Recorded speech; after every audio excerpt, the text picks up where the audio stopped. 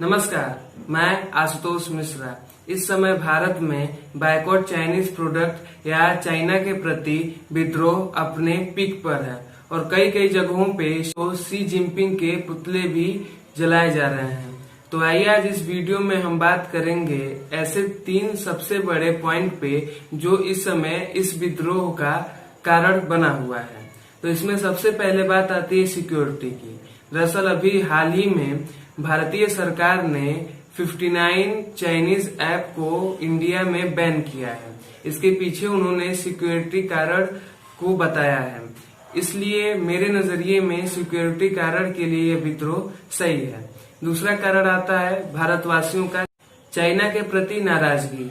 ये भी अपने आप में सही है, पर इस समय जो सबसे विवादित कारण बना हुआ है वो है चाइना की इकोनॉमी। दरअसल इंटरनेट पे ऐसे बहुत सारे आपको वीडियो मिल जाएंगे जिसमें यह दावा किया जा रहा है कि अगर हम चाइनीज प्रोडक्ट का बहिष्कार करें तो चाइना की पूरी इकोनॉमी नीचे गिर जाएगी। और इसके सपोर्ट में कई कई जगहों पे तो मोबाइल और टीवी भी तोड़े जा रहे हैं। तो इस पर मैं केवल एक बात कहना चाहता हूँ कि इस तरह मोबाइल तोड़कर या टीवी तोड़कर हम चाइना की इकोनॉमी को नहीं बल्कि अपने घर की इकोनॉमी को गिरा रहे हैं।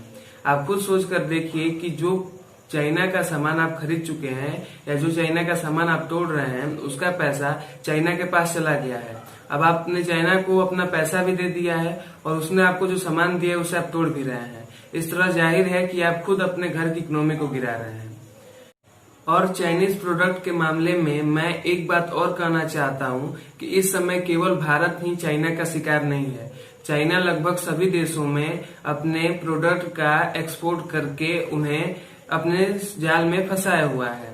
तो चलिए बात करते हैं कि आखिर चाइना किस तरह अपने सामान को इतने सस्ते में बेचता है या दूसरे देशों को अपने ऊपर आश्रित बनाता है।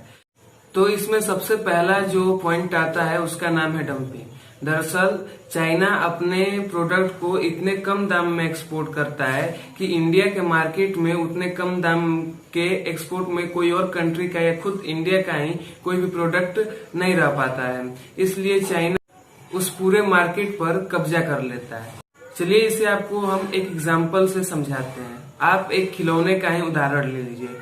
जैसे कोई भी खिलौना चाइना बहुत सस्ते में इंडिया में उसे बेचता है और वही खिलौना भारत को बनाने में उससे अधिक पैसा लेना पड़ता है और चाइना उसे मजबूत न बनाकर उसे और सुंदर बना देता है और थोड़ा कमजोर बना देता है।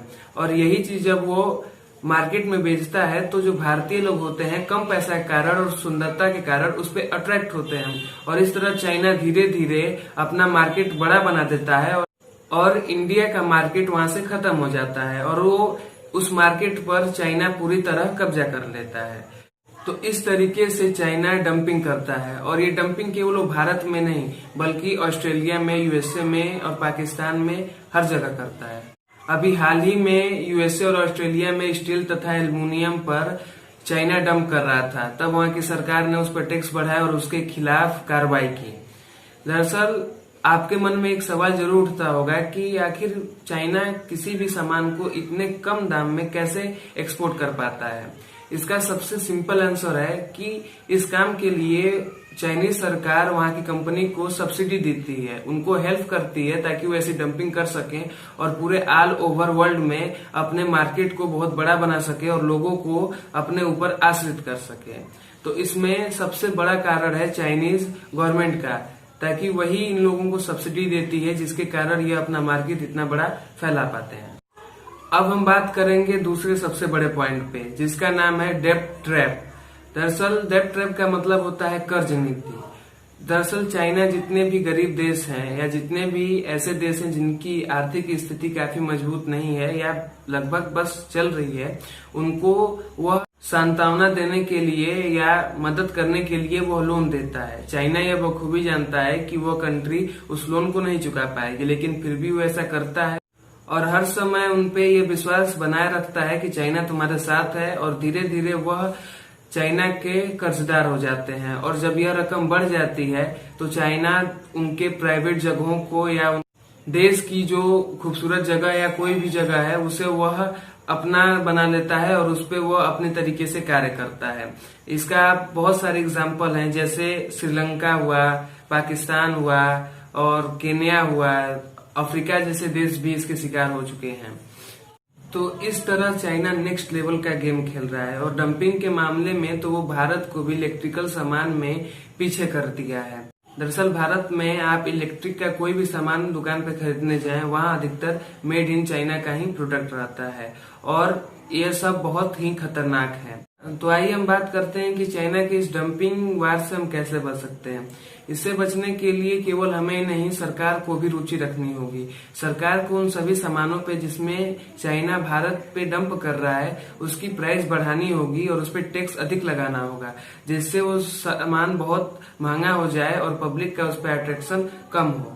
आप खुद ये देखते होंगे कि जब भी दिवाली या होली का समय आता है तो बाइकआउट चाइनीज प्रोडक्ट का बहिष्कार या चाइना का बहिष्कार शुरू हो जाता है।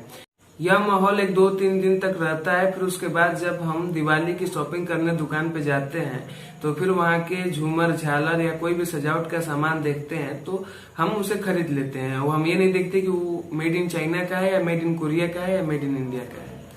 तो इस पे सबसे बड़ी बात यह है कि हमारे पास केवल एक ही ऑप्शन रहता है कि हमको बस सामान लेना है। तो हमारे पास अगर 2 ऑप्शन रहते हैं कि मेड इन इंडिया है या मेड इन चाइना है, तब हम उस पे चूज कर पाते कि हमको कौन लेना है। हमारे पास इस समय कोई ऑप्शन नहीं है क्योंकि हमको केवल एक ही सामान मार्केट में मिलता है, वो है मेड इन चाइना का। तो इसलिए इस समय भारतवासियों से ज्यादा सरकार को भी इन सब चीजों पर ध्यान देना चाहिए और जितना हो सके चाइना का सामान कम करना चाहिए और हमें भी कम से कम चाइना का सामान खरीदना चाहिए और अधिकतर देश का या फिर अदर कंट्री का सामान खरीदना चाहिए। तो दोस्तों, ये रहा चाइना के मार्केट का पूरा विश्लेषण। अगर मैं पूरा विश्लेषण चाइना पे बना पाता तो वीडियो बहुत लंबा हो जाता, इसलिए मैं काफी शॉर्ट में ही आपको इस बारे में बताया है। और अंत में मैं बस इतना ही कहना चाहूंगा कि इस तरह मोबाइल तोड़कर, टीवी तोड़कर हम चाइना का केवल बहिष्कार ही कर सकते हैं, उसे चाइनीज प्रोडक्ट को यहाँ से खत्म नहीं कर सकते। इसलिए इसका सबसे आसान तरीका है कि जितना हो सके उतना चाइनीज प्रोडक्ट को कम खरीदा जाए और इंडिया के प्रोडक्ट का अधिक उपयोग किया जाए या किसी और कंट्री के प्रोडक्ट का। और सरकार से भी मेरी अपील है कि कृपया इन मामलों पर ध्यान दें और जितना हो सके उतना चाइनीज प्रोडक्ट को कम करें।